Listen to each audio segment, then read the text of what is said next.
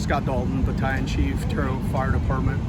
At about 3:30 this afternoon, we were called to the area of First and Wheeler on a possible structure fire.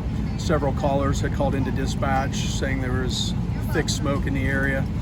Within 5 minutes, Engine 9 arrived on scene and reported a recreational vehicle fire. And part of, there was an exposure also, which was a van. Engine 9 deployed 2 lines quickly and was able to confine the fire to its original location. Nobody was injured.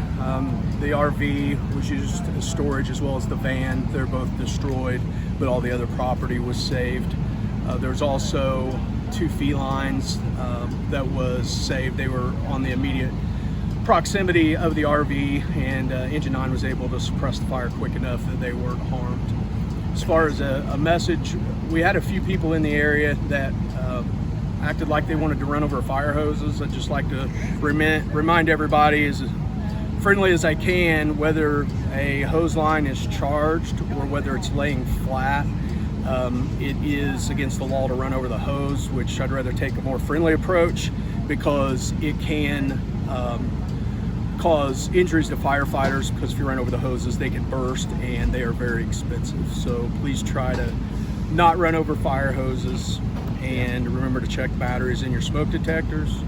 Make sure you have an exit plan for your family, and make sure that your family has a meeting.